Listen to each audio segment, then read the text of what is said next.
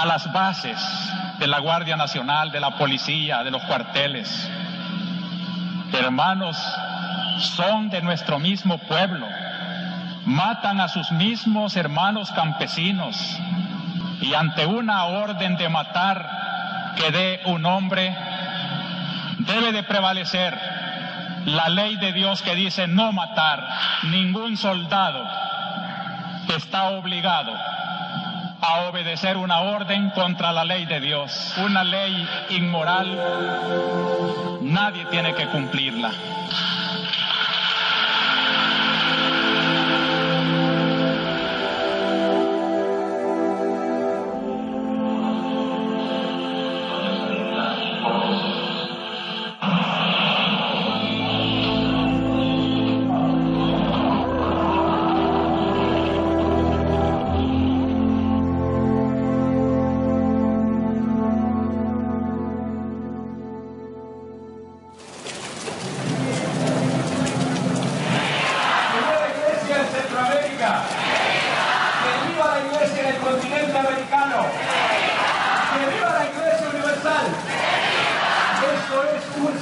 Con la iglesia. ¡Que viva Romero!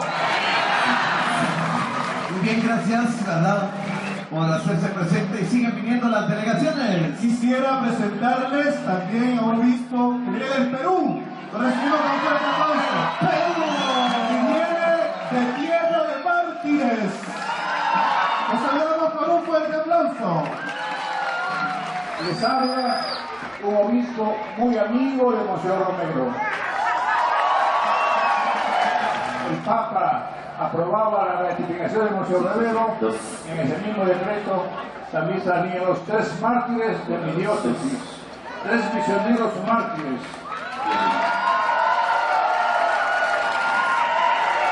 Venimos desde las 5 de la mañana desde Honduras, salimos de nuestro seminario, venimos en tres buses. Nosotros venimos de las ciudades de Guatemala, somos partícipes de esta gran fiesta a nivel mundial, se puede decir, porque para el pueblo católico él es un gran mártir, entonces estamos muy contentos.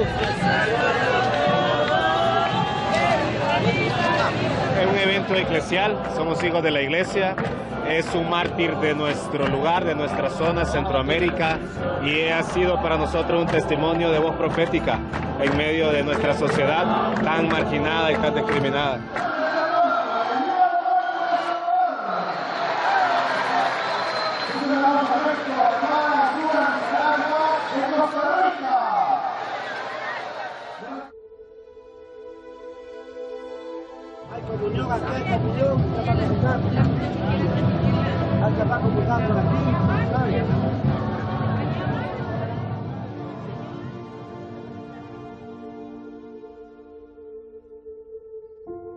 El 23 del mayo de este año, el arzobispo Óscar Arnulfo Romero será proclamado beato como mártir de la Iglesia Universal. Desde el sábado 23 de mayo, el salvadoreño Monseñor Óscar Romero es el primer obispo mártir de América. Esta beatificación también se convierte en un milagro para El Salvador. ¿Por qué?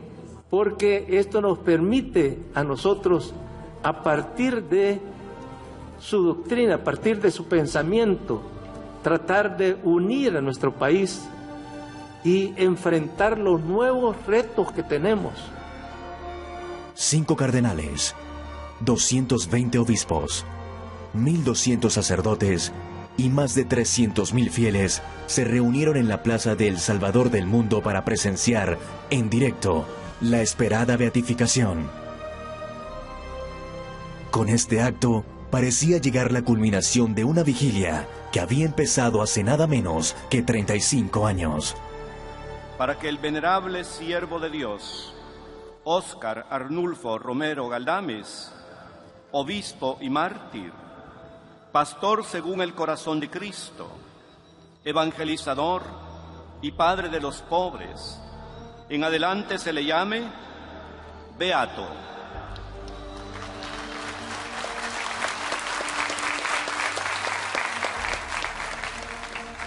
No viví tal vez el tiempo de la guerra, pero Fue un momento que de verdad nos pegó y es un momento especial para el pueblo salvadoreño, especialmente para mí. Para nosotros es un orgullo poder estar aquí. Gracias a Dios, la beatificación de Monseñor Romero después de 35 años. Estamos acá, ¿verdad? Aunque no lo conocí, pero sí creo que él fue una muy buena persona y pues merece esta beatificación. Monseñor Romero fue nombrado arzobispo de El Salvador en 1977. Tachado de comunista y víctima de persecución militar, la figura de Romero continúa generando hoy en día polémica y opiniones encontradas. Hoy, afortunadamente, tengo la dicha enorme de llegar a estas alturas de la vida y disfrutar realmente del momento de la beatificación del arzobispo Romero. No porque tenga interés en la iglesia institucional, sino porque es época de rectificación, de reparación y de restauración de la figura y la historia del arzobispo Romero, que este pueblo lo consideró santo desde el inicio, después de su muerte, pero en su propia iglesia tuvo tribulaciones, desaciertos, recriminaciones a lo que hizo Romero, ya muerto durante el proceso de beatificación. En 1990 se inicia la causa de canonización de Romero y en 1994 se presenta la solicitud formal ante su sucesor Arturo Rivera y Damas. Sin embargo, la beatificación de Monseñor Romero ha tardado 35 años en llegar. ¿Cuáles son las razones de este retraso? ¿Por qué una causa como la de Monseñor Romero, para muchos considerado ya en vida el mártir de América, se ha estancado tanto? Pero el rechazo a Monseñor Romero era muy visceral, incluso en vida y en la iglesia salvadoreña, que es quien más lo conocía. La mayoría de la conferencia episcopal salvadoreña estaba en contra de Monseñor Romero, en contra al punto de que cuando en Puebla, México, en 1979 se juntan los obispos latinoamericanos, el enviado del Salvador no es Romero. El enviado es un obispo conservador y Romero llega con invitación personal, digamos, de metido en términos prácticos. Él no era el representante de la Iglesia salvadoreña a pesar de ser el arzobispo de San Salvador. Durante 3 años se analizaron homilías, diarios, cartas. Se abrió una investigación para la causa de Monseñor Romero. En el año 2000, Juan Pablo II introdujo el nombre de Monseñor como un testigo de la fe. Todo parecía seguir su curso. Sin embargo, el proceso se estancó. Al Vaticano llegan cientos de cartas acusando a Romero de hacer política, de ser comunista. En San Salvador, se comienza a utilizar la figura de Monseñor como un instrumento político. Tenía detractores en la iglesia, no solamente laicos o gente de derecha o gente del ejército, sino que obispos estaban contra él, no estaban de acuerdo con lo que él hacía. Mucha gente pidiendo, gente de la curia, gente progresista pidiendo la beatificación de Romero y la derecha escribiendo en los medios y mandando cartas a Roma de que era comunista. Bueno, en el proceso de beatificación, evidentemente, llegaron a Roma muchas cartas venidas de centros sociales opuestos a Monseñor Romero. Para muchos que en el Vaticano también no querían que la causa progresara, eran como argumentos que decían, mejor no hagamos progresar este asunto, hagamos que se atrase o vaya lentamente hasta que se diluyan todas estas aprehensiones de este sector social que siempre fue muy adicto a la iglesia, en lo cual se apoyaban estas fuerzas sociales para decir que ellos eran los dueños de la iglesia católica, llegar así hasta eso mismo, ¿no? Pero además de este enjambre de factores, un personaje destaca en la carrera de obstáculos para la beatificación. Alfonso López Trujillo, cardenal colombiano que se encargaba de todos los temas referentes a América Latina. Según fuentes, Trujillo se oponía directamente a la causa de Romero y evitó que el proceso continuara su camino. La razón por la que la beatificación de Monseñor Romero se ha tardado tanto, hay que buscarla dentro de la Iglesia y dentro de la oposición que había y al interior de la Iglesia. Es decir, la figura emblemática que se ha agarrado como el opositor es la de un cardenal colombiano que es Trujillo, y que fue hasta que él murió, el cardenal Trujillo, que se empezó a destapar aquello. Y era encargado de la Iglesia de América Latina en el Vaticano. Usted sabe que en el Vaticano pues está el Papa, ¿verdad? Pero el Papa se hace ayudar por un representante suyo para tal continente, para tal otro, para tal otro. Y López Trujillo lo era para América Latina, por lo tanto era un hombre muy poderoso. Y él tenía, era como el que llevaba la batuta o la palabra de todos estos sectores sociales pudientes y de una notoriedad católica tradicional. Y estando estos estamentos sociales opuestos a Monseñor Romero, él se oponía furibundamente a que el proceso se llevara adelante y se opuso hasta donde pudo, ¿verdad? Solo que claro, en el Vaticano hay también gente muy responsable y muy inteligente que a pesar de todo llevaban la causa adelante, aunque siempre había frenos y frenos y frenos y frenos, hasta que llegó nuestro Papa Francisco, que conoce muy bien nuestro ambiente, y él desbloqueó todo este asunto. Juan Pablo II era un buen papa, pero había vivido en Polonia y sabía lo que era la presión soviética sobre Polonia, no como un amigo socialista, sino que como una potencia hegemónica sobre Polonia. Y él le tenía miedo a todos los que decían comunismo y detuvo ¿cómo se llama? La santificación de Romero.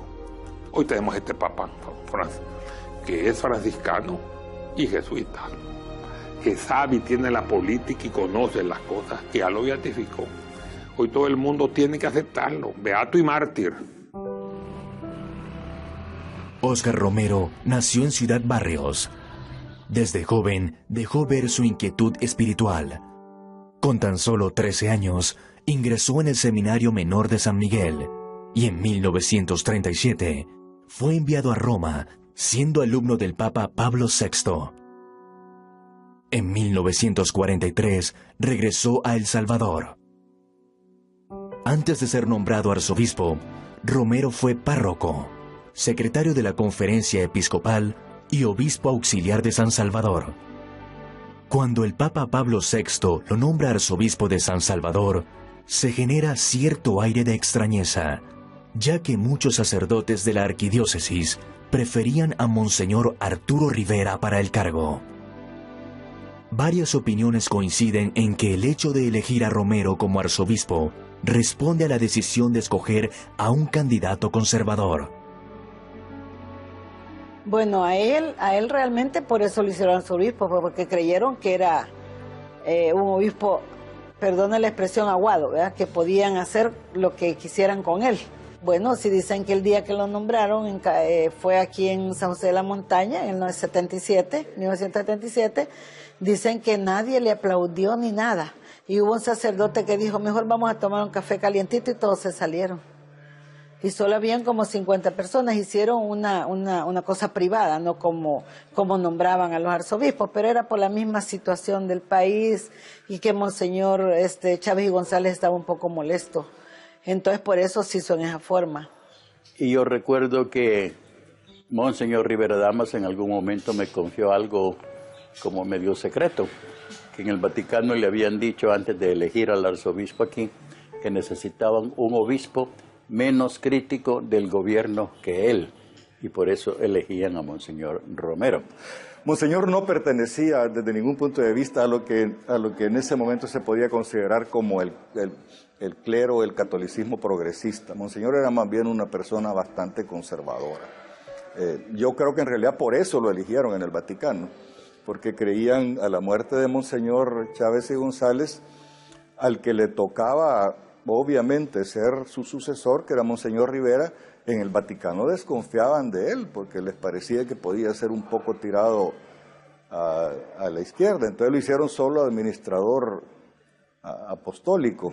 Y cuando ya hubo necesidad de poner ya un arzobispo, después de unos años de estar Monseñor Rivera en esa calidad, pusieron a Romero porque creyeron que Romero iba a ser un obispo conservador. Poco después de aceptar el cargo, Monseñor Romero fue a pedir posada al Hospital de la Divina Providencia, dejando al margen los lujos y dando así su primera lección de humildad. Y cuando fue nombrado arzobispo, él viene con las hermanas a pedir un lugar donde vivir. Ya antes le han ofrecido casa en las colonias más ricas de la ciudad, la San Benito y la Escalón, pero él no aceptó, sino que viene así, humildemente con las hermanas. Llega con la Madre Lucita, la superiora de la comunidad, y le dice, vengo a pedir un lugar donde vivir. Entonces le dice la hermana, ¿cómo usted, siendo un monseñor, viene con nosotras a pedirnos dónde vivir? Sí, lo que necesito es un cuarto, un baño y un servicio. En sí, lo que le ofrecen las hermanas, que le acomodaron un cuarto acá atrás del altar de la capilla, pero viendo acá que lo visitaban muchas personas, él las atendía en la banca de acá de la capilla. Entonces, por eso deciden las hermanas construirle un lugar especial, privado, para él. Hoy día, lo que fue la antigua casa de Monseñor Romero es un pequeño museo al que acuden diariamente peregrinos desde todo el mundo. Unas sotanas, su radio, la máquina de escribir donde nacían sus famosas homilías. La casa de Romero está llena de objetos personales que ayudan a imaginar el día a día del arzobispo.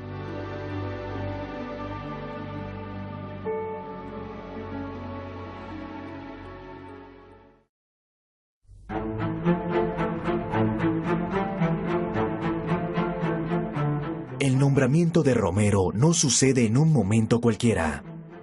¿Qué está sucediendo en El Salvador cuando Monseñor Romero acepta el cargo de arzobispo? 5 años antes, en 1972, se denuncia el fraude electoral de las elecciones, ganadas por el Partido Conservador, lo que desata una concentración popular que es disuelta causando decenas de muertos y desaparecidos. ¡Insurrección! ¡La solución! ¡Insurrección! ¡La solución!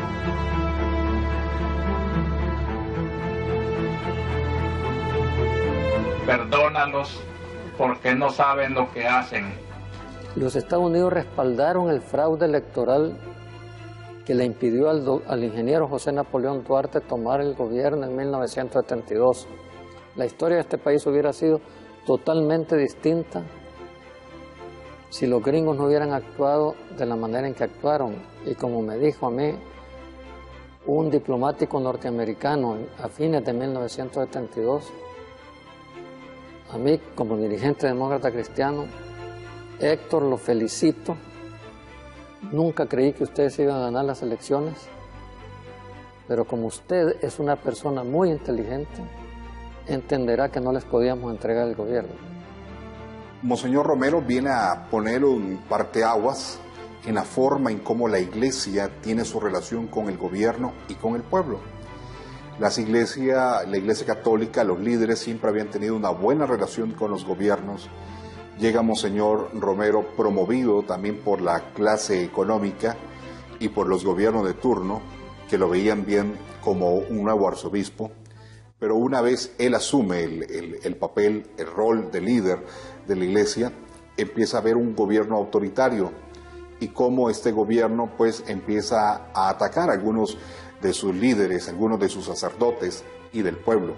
Vemos a un Monseñor Romero que está con el pueblo, que visita las comunidades, que hace misa en los cantones, lugares donde tradicionalmente un arzobispo no visita, haciendo reclamos directos, públicos, hacia el gobierno, cambiando la forma tradicional de la Iglesia y hablando hacia la clase dominante. En medio de este clima de desasosiego, varios sacerdotes fueron expulsados del país. No se les permitió regresar. Pero hubo además un detonante clave, un hecho que marcó un antes y un después en el carácter de Monseñor Romero, un incidente que marcaría para siempre el compromiso de Romero con su gente, el asesinato del sacerdote Rutilio Grande. Él se volvió más crítico de lo que estaban haciendo en la guerra cuando mataron a Rutilio Grande, un gran amigo de él, sin motivo, porque aquí los padres estaban ayudándole a la gente, pero también todo el mundo, ese es comunista, y en ese tiempo mataban a cualquiera. La represión en este país era cruda y la polarización, el enfrentamiento era muy crudo. Y entonces, cuando le comienzan a asesinar a sus sacerdotes, a él se le sale, me parece a mí, la furia. A él se le sale la valentía de persona y de sacerdote también, ¿no? Monseñor Romero se convierte, poco a poco, en un luchador incansable por la defensa de los derechos humanos. Adquiere un compromiso de denuncia, de lucha social. Sus homilías se convierten en la radio del país. Su trabajo en un acercamiento a los más desprotegidos. Pues lo que predico siempre, ¿verdad? Que esta es la evidencia de lo que estoy diciendo, la injusticia social. Su relación con Roberto Cuéllar se remonta al primer año de arzobispo de Monseñor. Desde entonces, comienzan a trabajar juntos en el proyecto de Socorro Jurídico, una oficina en la que se recibían denuncias de violaciones de derechos humanos. El objetivo del proyecto era ofrecer un apoyo a todas aquellas personas que no podían defenderse ante estas violaciones, que se veían abandonados o desprotegidos. Precisamente el Socorro Jurídico nació porque los padres jesuitas y su servidor nos percatamos de que en los tribunales de justicia se despreciaba a los que no tenían recursos. Se les expoliaba de todos los pocos bienes que tenían los pobres. Se hacían fraudes con la gente de escasos recursos en los propios tribunales. Que a partir de que Monseñor Romero se fijó en el Socorro Jurídico, él lo convirtió en la Oficina de Asistencia Legal del Arzobispado, no solamente para gente pobre, de esos casos que nadie les hace caso, valga la pronunciación, casos que nadie les hace caso. Yo trabajaba en Fundasal con un sacerdote jesuita, Antonio Fernández Ibáñez, y tenía un grupo de amigas de cursillos de cristiandad. Siempre nos reuníamos toda la semana y un día me dijeron, mira, nos han llamado al arzobispado a ver si queremos colaborar con Monseñor Romero en Cáritas. Yo dije, voy a ir y tengo mucho trabajo, pero vamos a ver. Entonces en la junta directiva, él que era el presidente y yo quedé de secretario de la junta directiva. Yo dije, esto va a estar bien difícil y quizás me voy a retirar pronto, pero gracias a Dios que no lo hice, porque para mí es una dicha haber estado cerca de Monseñor, haberlo conocido y haber trabajado con él. Además de desarrollar trabajos de clara vertiente social, Monseñor se convirtió en una voz casi omnipresente en El Salvador. Y mientras a las derechas recalcitrantes se les acosa con medidas de hecho, pero no se les reprime como a las de izquierda.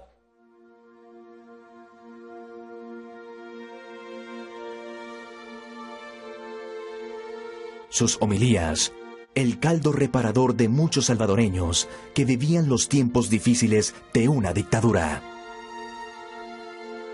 Con tristeza tengo que decir, sigue imperando y creciendo en el país una espantosa violencia represiva que ya contaba en los 2 primeros meses de este año con unos 400 muertos. Como no, las preparaba con mucho ahínco, con mucho interés. Lo encontraban dormido sobre su escritorio a las 2 de la mañana, algunas veces preparando su homilía.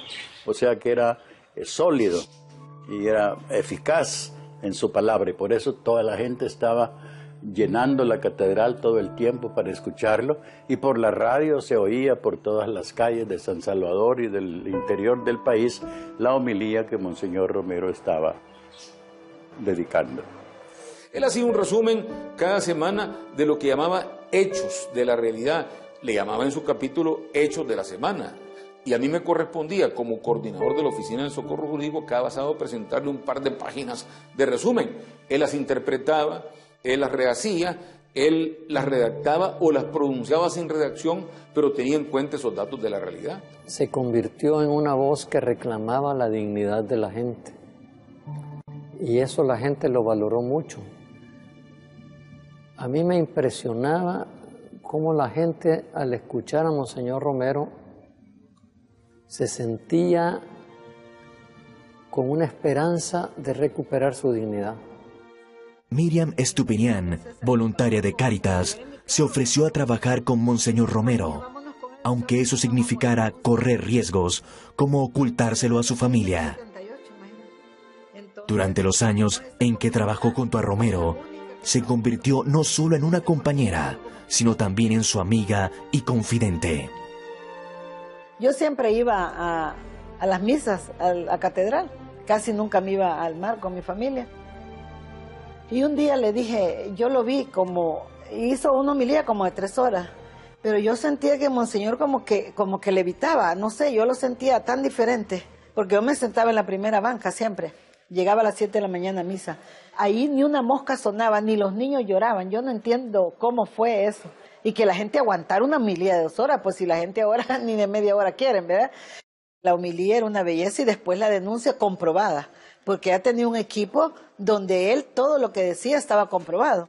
Monseñor Romero denunció en sus homilías los atropellos contra los derechos de los campesinos, obreros y sacerdotes en un contexto de violencia y represión militar. Monseñor Romero recibió una carta de 220 reclutas y sargentos de la Fuerza Armada, suplicándole que intercediera ante el comandante general de las Fuerzas Armadas para que no los obligaran a matar a sus propios hermanos que estaban del lado de la guerrilla. La orden era que si tu hermano de sangre está ahí, mátalo, y mátalo el primero. Entonces ellos suplicaron a Monseñor Romero que por favor intercediera para que no los obligaran a matar. Monseñor Romero habló por teléfono, ¿verdad?, con el comandante general, y el comandante general le dijo, envíeme la carta y vamos a arreglar esto aquí militarmente entre nosotros.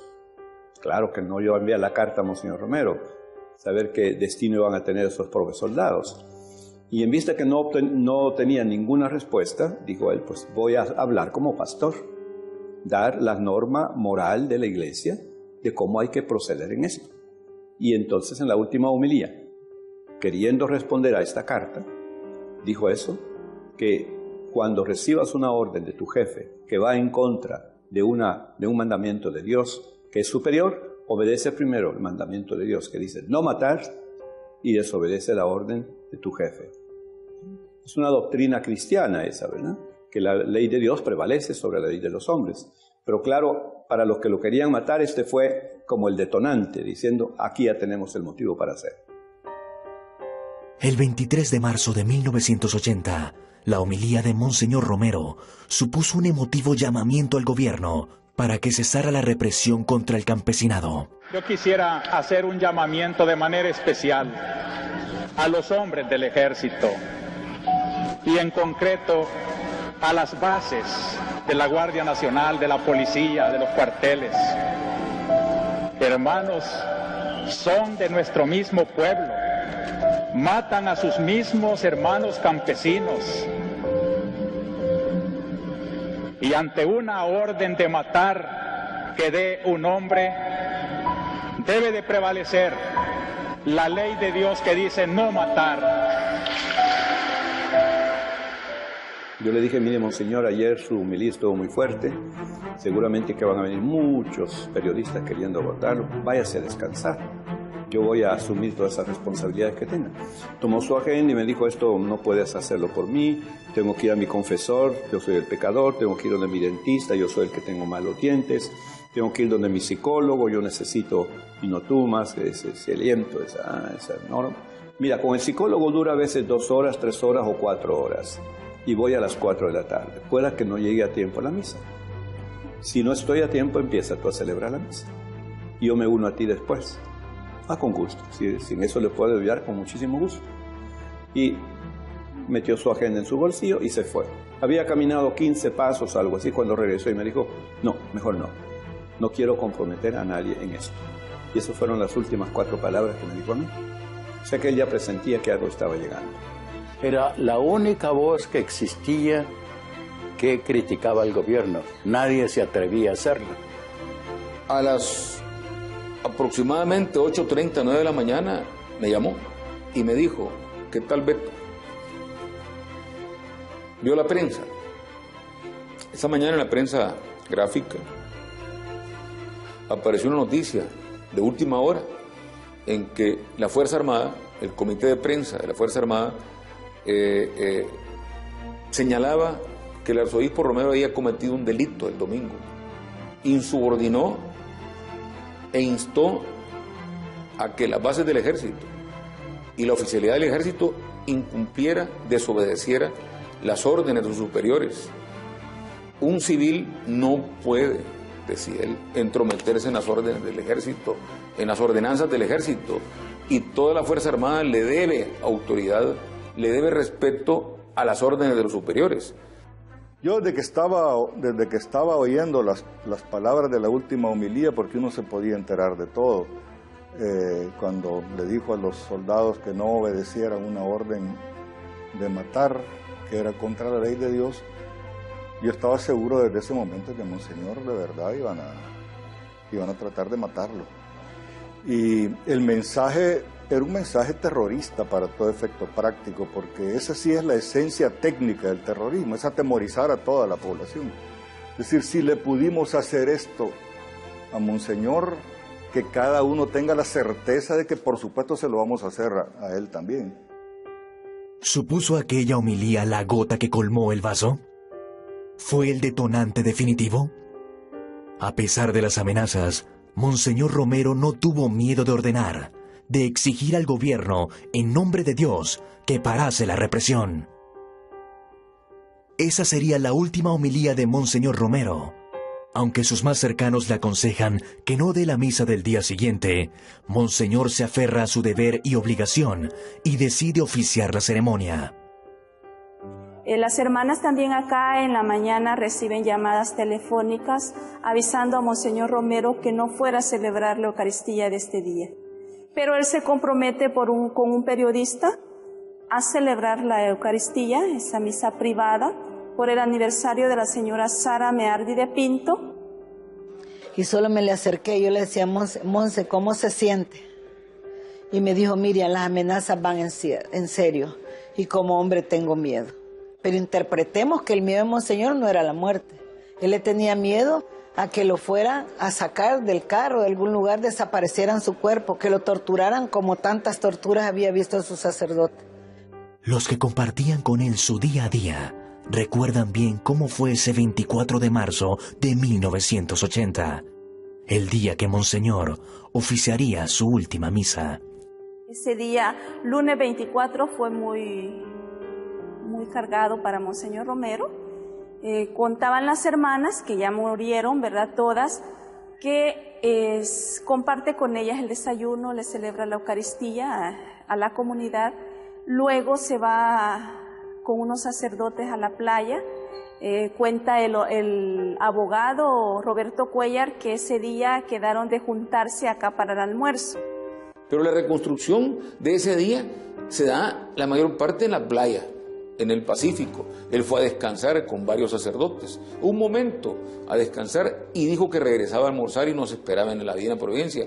No regresó al almuerzo, se demoró y fue a la iglesia de los jesuitas en Santa Tecla a confesarse con el sacerdote Segundo Ascue. El padre Ascue lo confesó a las 3:30 de la tarde y regresó al hospitalito, a su casa.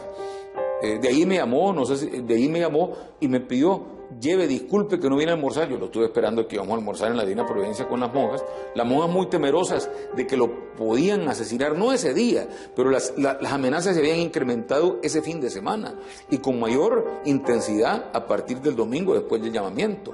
Vamos a matar a ese cura desgraciado, vamos a dinamitar el hospitalito, vamos a secuestrar a ustedes, a las monjas, las vamos a llevar. Amenazas sistemáticas, permanentes, recurrentes fueron las amenazas. A pesar de las amenazas, Monseñor Romero deseó seguir con la ceremonia. Justo antes de finalizar la homilía, un disparo resonó en la capilla.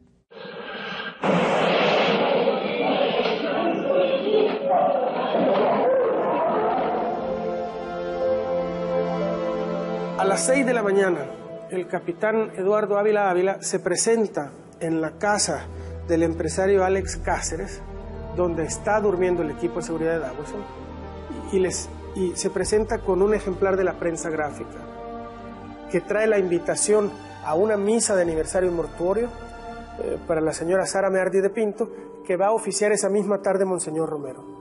El capitán Ávila llega con la invitación a la misa de ese lunes a las 6 de la tarde y les dice: hoy lo vamos a matar, este es el lugar perfecto, es en una capilla en el Hospitalito, un lugar donde es mucho más fácil colocar un francotirador. En ese momento Saravia le dice: pero ¿cómo que lo vamos a ir a matar hoy? ¿Quién dice? Yo no puedo hacer esto solo. Y el capitán Eduardo Ávila dice: ya hablamos con Roberto, ustedes van a participar. Y Saravia le dice: bueno, yo no puedo hacer eso hasta que no hable con Roberto Dawson. Le llama y Roberto Dawson le dice: efectivamente, si te dice que hoy es porque eso es lo que ya coordinamos, pues entonces nosotros vamos a formar parte de ese operativo. El capitán Saravia está en ese momento con otras 2 personas, con Fernando Sagrera, que es otro miembro del equipo de seguridad, solo que es civil, y con el chofer Amado Garay, ¿no? Al menos ellos 3 también están ahí. Y dicen: perfecto, ¿cómo vamos a hacer? Dice: bueno, nos vemos, si la misa es a las 6, nos vemos a las 5 de la tarde en el estacionamiento del Hotel Camino Real de San Salvador. A las 5 de la tarde salen para el hotel. Cuando van saliendo es cuando va llegando Gabriel Montenegro en su carro a comprar drogas.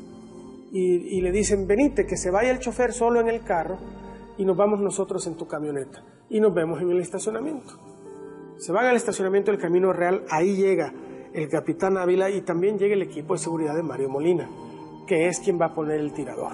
Ahí se coordinan, el tirador se sube al famoso Volkswagen rojo manejado por Amado Garay, el chofer, y se van a las 6 de la tarde, emprenden el camino hacia el Hospitalito. Detrás viene capitán Saravia, Fernando Sagrera y Gabriel Montenegro. Llegan a la puerta de la iglesia, Monseñor está terminando su homilía. El tirador le ordena al chofer que se baje y haga como que está arreglando el carro. El carro está estacionado justo en la puerta de la capilla del Hospitalito. Ahí el tirador saca el rifle y le mete un solo balazo absolutamente limpio y claro, que atraviesa todo el pasillo central de la iglesia desde afuera y le cae en el pecho. Monseñor está en el altar cerrando la homilía. Lo que sucede es el caos, ¿no? Los asesinos huyen y en la capilla hay muchas de las hermanas encargadas del hospital de la Divina Providencia que se abalanzan sobre Monseñor tratando de rescatarlo. A mí hay algo que siempre me ha parecido muy curioso: la bala es de un calibre minúsculo, es calibre 22. Todos los que yo he entrevistado que estuvieron en esa misa aseguran haber escuchado una explosión. Yo supongo que es el recuerdo traumático de un día en el que vieron un balazo que cae en el pecho del arzobispo y lo primero que hicieron todo fue tirarse al suelo o salir corriendo. Es el caos. Los asesinos ya huyeron y a Monseñor lo sacan cargando algunos de la gente que está en la misa y otros que van llegando y lo llevan a la Policlínica Nacional a tratar de revivirlo, pero esa misma noche lo declaran muerto. Esas básicamente son las acciones del día del lado de los asesinos. A Monseñor lo matan alrededor de las 6:30 o 6:35 de la tarde. A las 7:30 todo San Salvador lo sabe. A esa hora empiezan los festejos en algunos de los barrios más acomodados, ¿no? Se tiran fuegos artificiales, se dispara al aire, hay fiesta. Y así cierra la noche de San Salvador con la mayor parte de la población llorando a ese arzobispo muerto y algunos festejando que ya eliminaron a ese cura comunista, ¿no? Si la muerte de Monseñor Romero fue un duro golpe para el país, el funeral del arzobispo se convirtió en la prueba de que una brecha se había abierto en El Salvador y no parecía haber marcha atrás. La ceremonia fúnebre de Monseñor Romero se celebró 7 días después de su muerte y llegó a congregar a casi 150,000 personas.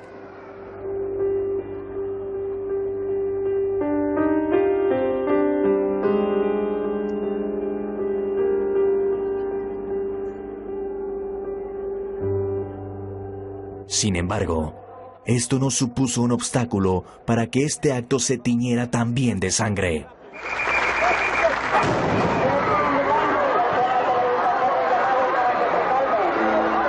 La detonación de una bomba sembró el caos. Tratando de escapar de los disparos que sonaban en varias direcciones, murieron cerca de 40 personas y hubo más de 200 heridos.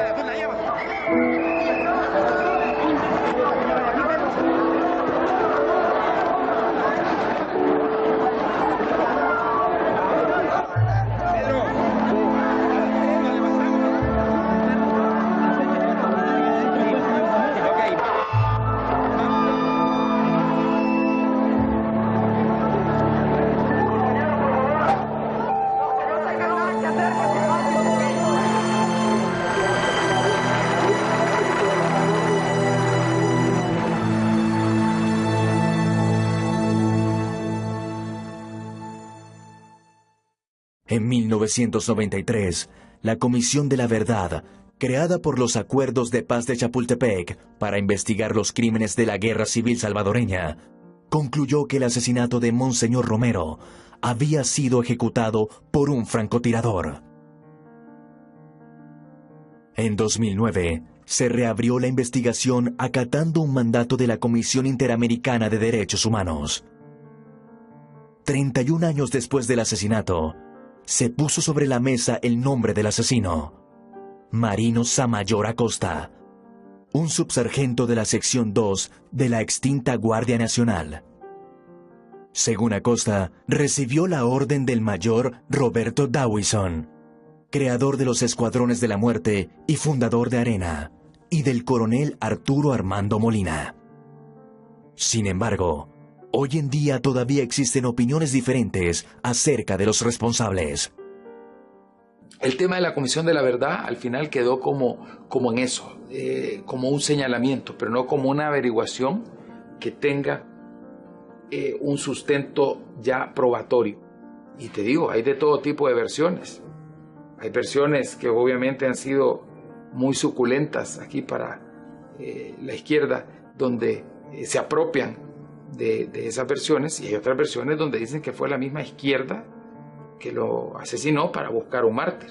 Fue un plan orquestado por los mismos grupos que después formaron el FMLN, que ellos fueron los responsables pues, en su momento, para crear una figura de un mártir y crear realmente eso, desembocar a lo que empezó la guerra civil en sí. Y no creo realmente que la derecha haya tenido la visión de hacerlo, de eliminarlo para crear un mártir, sino que eso para mi entender fue del otro lado, por parte de la izquierda, que realmente fueron los que instigaron, y para poder empezar un conflicto más grande. Yo fui director de la policía justamente después de los acuerdos de paz, y hubo muchos señalamientos. Te quiero decir que dentro de la misma izquierda hubo señalamientos muy fuertes de un sector de la izquierda que era más moderado, de un sector de la izquierda más radical hacia un sector de la izquierda beligerante más moderado, y se escondieron una serie de hechos terribles que después fueron surgiendo y saliendo a luz.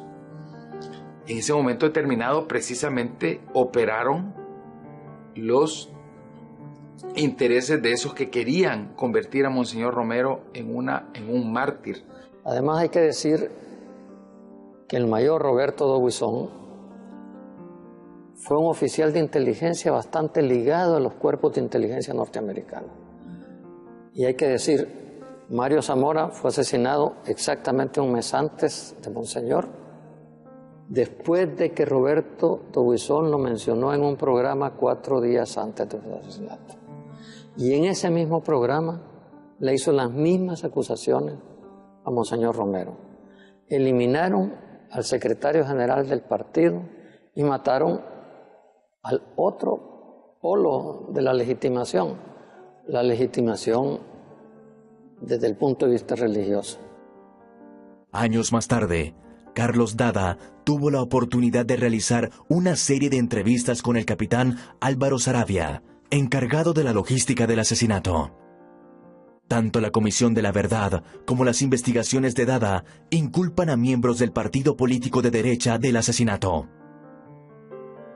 Las investigaciones de Dada arrojan luz no solo sobre los asesinos de Romero, sino también sobre vínculos entre el equipo que diseñó el magnicidio y las cúpulas militares. Poco después del asesinato de Monseñor Romero, Roberto Dawison y su gente está reunido en una finca, en una hacienda, cerca de San Salvador, con varios militares. Están conspirando para dar un golpe de Estado. Un coronel, miembro de la Junta de Gobierno y que estaba fuera, digamos, del círculo de los demás militares, el coronel Majano, se da cuenta de esto y envía al ejército a capturar a los que están participando en esa conspiración. Y los capturan a todos. Y en esa captura decomisan la agenda del capitán Saravia, donde están todas las listas de quiénes lo financian, cómo lo financian, números de teléfono, contactos, adentro y afuera del ejército, más un pequeño papel que dice Operación Piña, en el que está el armamento y la operación logística necesaria para ir para llevar a cabo el asesinato de Monseñor Romero. Esa agenda, yo tengo una copia,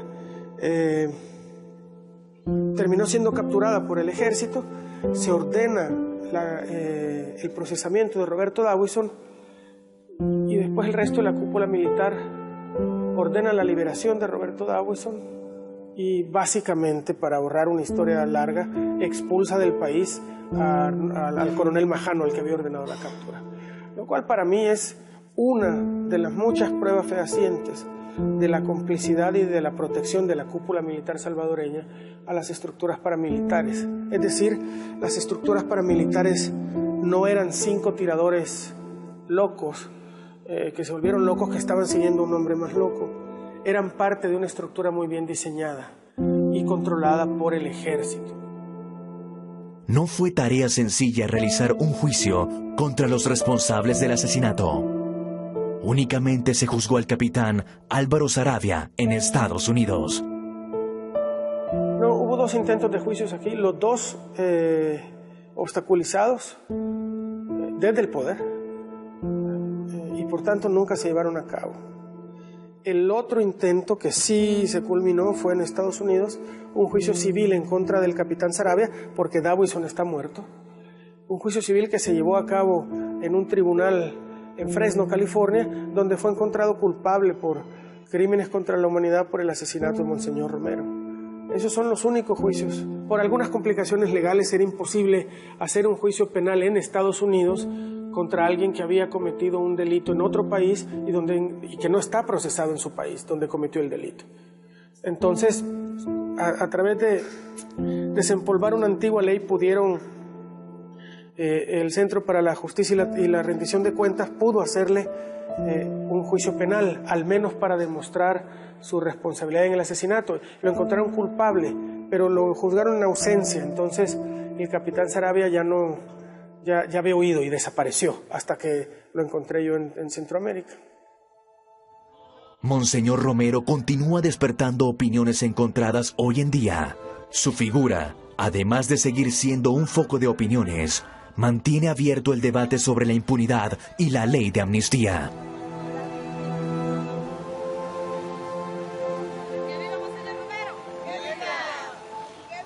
Sin embargo, esta ley sigue impidiendo que se castigue a los autores de violaciones graves de los derechos humanos.